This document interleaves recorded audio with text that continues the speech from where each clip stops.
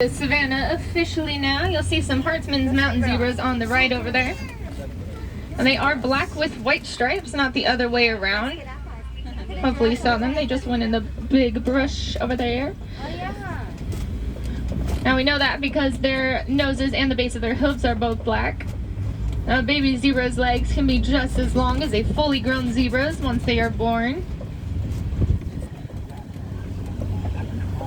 Something very interesting to those zebras, they have a dewlap on their neck, so that's a little skin flap that helps them with both blood circulation and hydration. Now that is something that hoofstock do not typically have. It's more so livestock, so a lot of antelopes.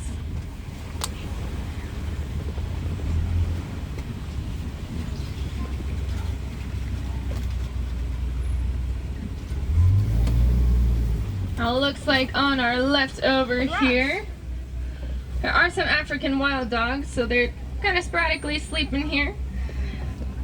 Now they are very social animals, so much like our domesticated dogs, but very, very different. So everything they do is collectively, whether it be sleeping, playing, or hunting. They are very successful hunters out in the wild.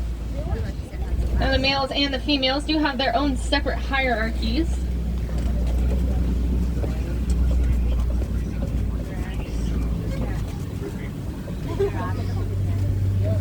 As we travel through this way, you'll notice those rock formations here.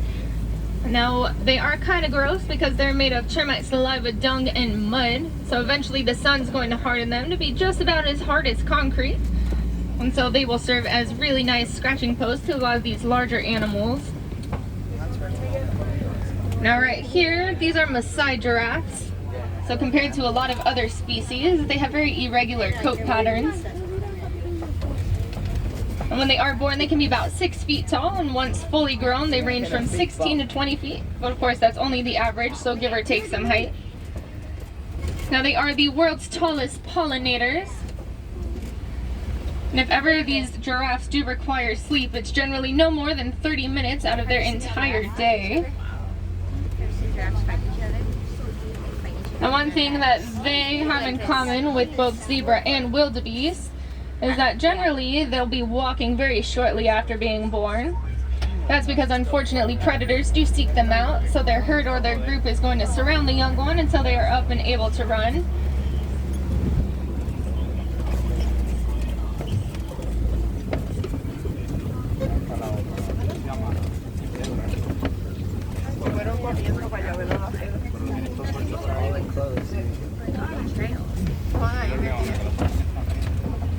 Stop right here so you can see these two young ones.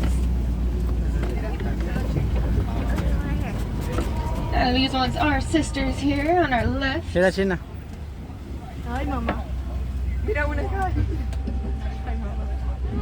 No te acerques. Ma'am. Always a staring contest with at least one giraffe in our day. Se puede posar ahí como. En serio. Alright, so in the distance there are a couple of different species. So first off, there are some springboks underneath a tree. There's a very small antelope, so a little bit hard to see. And they can jump up 6 feet and across 13 feet within an instant.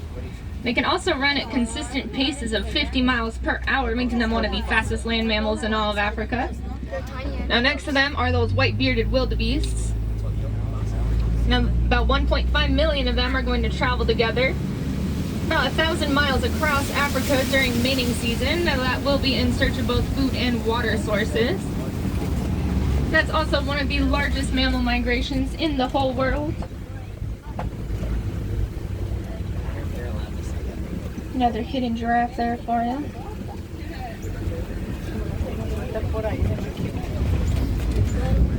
Right now we're going to head to a different portion of the savannas. It's going to be a little bit more mountainous. There are going to be a lot of animals that rely solely on the vegetation in the area. So we're going to see these hanging out over here.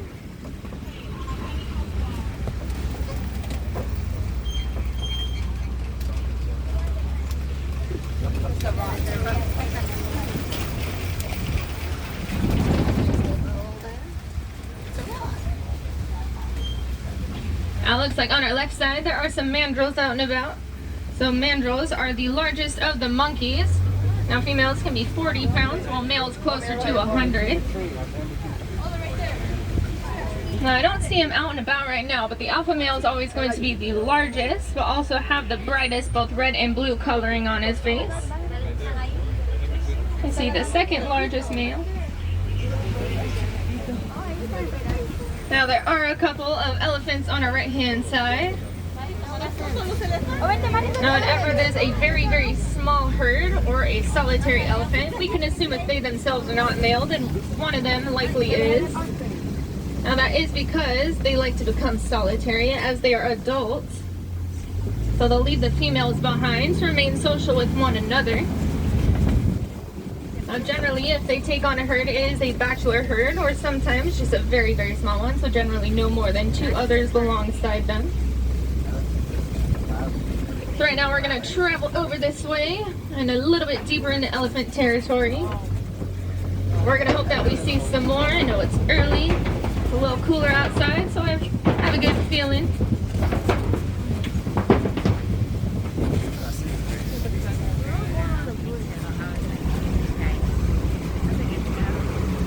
Right now we're traveling through those red clay pits. And elephants like to use this as a form of a vitamin. Now because they are such large herbivores, sometimes their body will indicate that they aren't getting all the proper nutrients that they should be. So if that is the case, they'll stick their tusks into that clay and they'll catch some of it to eat as it falls. Now with these elephants, they have very large ears in size compared to a lot of other species. Those ears also take on a shape that resembles Africa on a map. And within those ears, they do have very large blood vessels as well as veins. Now anytime they start flapping their ears back and forth for the day, those blood vessels will get going to work. That can even sometimes help to decrease that body temperature about 15 degrees.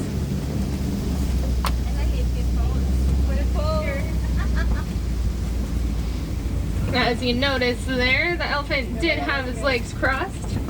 Now that is because they're very much like humans, so they require a little bit of extra balance if they're a little too heavy-footed on one side. Now if you do notice that they also have some streaks and patches on their back, that's because they use this dirt as a form of both sunblock as well as bug repellent. So both elephants and rhinos rely on mud and dirt as that protection because they have such delicate skin. Now with their tusks, they are very much like human teeth. So the larger and older the elephants, the longer and stronger those tusks are going to be. Now the healthier the elephant, the more ivory in color those tusks are.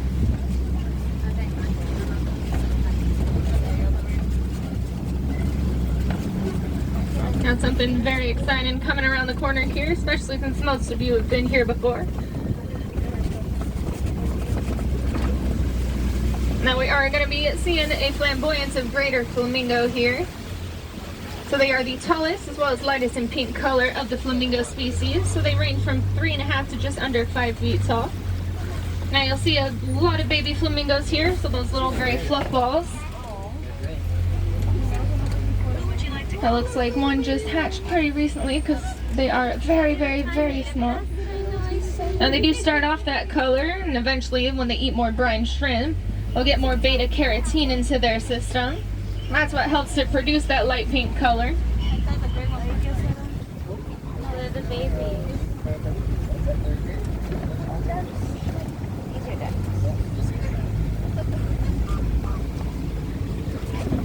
Baby flamingos. Alright, so now we're traveling into the eastern portion of the savanna here. So we are shortly going to be entering into more of a foresty environment yet again. So a lot of these animals, as you know, like to hide out in the bushes. We'll keep an eye out for them. And that does include white rhinos, so I'm hoping we see some around the corner here. And they are a lot larger than black rhinos, so as opposed to 3,000 pounds, they can get closer to 5,000. Just about the same size as the Nile hippopotamus. And they don't have great vision, so typically they can only see about 10 feet ahead of them, ideally.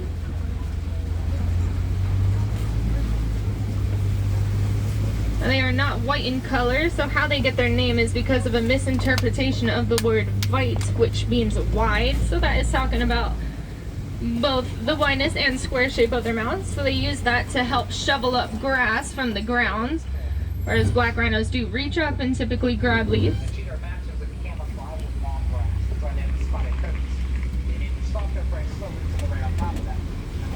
So on that left side here, I'll be needing some help looking for those cheetahs. Now it's that time of day where I start to mistake them as a rock, so let's see if there's a little bit more over here on that side.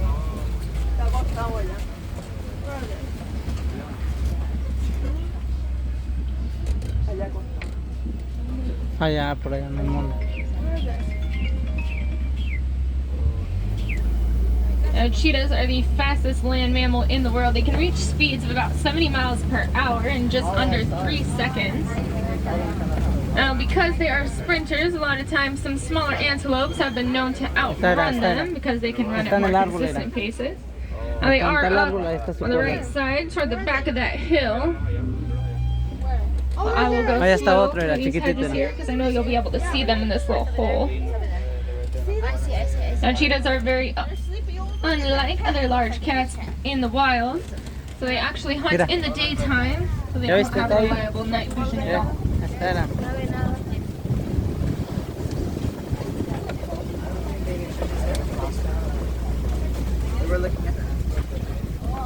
Alrighty.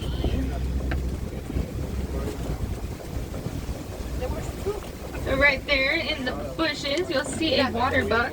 Now they do have bright white circles around their tails, and that is to help their young seek them out when they are running through bushes, which, as you see, they like hiding out in there. And they also let off a really smelly oil when they're ready to mate, so it'll hang off the tips of their fur and make them almost water repellent. So if they do need to dive in any water sources to run away from predators, that's always very useful. Now it looks like we'll be getting a better view of that rhino, but two, that bontebok here. So we'll go around the corner shortly in hopes for a better view. Now with the bontebok, we're very lucky to have him here because they were hunted practically to extinction in the previous century. But luckily, with other conservation efforts throughout the world, their number is increasing once again on reserves. So that's always something great to hear.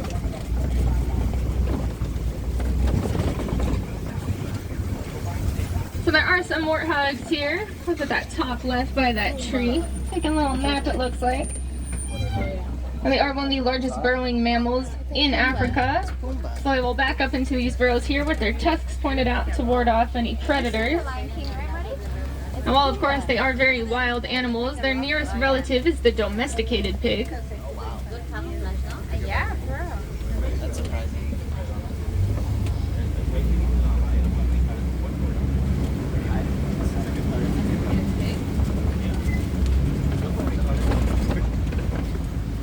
So there are those white rhinos in the back over there. It looks like they're all just hanging out in the bushes over there or taking a little nap. And a better look at that bontebok there, of course, in that center.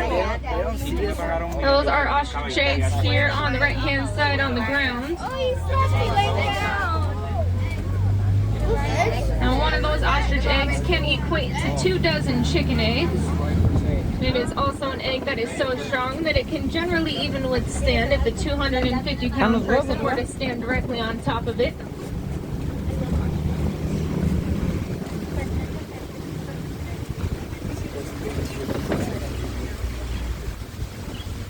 Right now we're going to head on into Magadi Glen. Over here is the warden's post, and they are taking care of the second domesticated animal on our reserve. So that is the Nigerian dwarf goat. Now they do provide nutritious milk to the villagers, so that's why they're here. And they are very excellent climbers, as you can see. One of them is up on the table. Now these are very social animals as well, so they're often seen together, whether it be climbing or finding something to eat. Now oftentimes they are seen sparring, so that is a very playful behavior among these goats. But in a lot of species, that is also seen as more an aggressive behavior, but not with these guys. Now, as their name does suggest, but I'm sure you noticed as well, they are very small, so they are going to remain that size and that cute for the rest of their lives.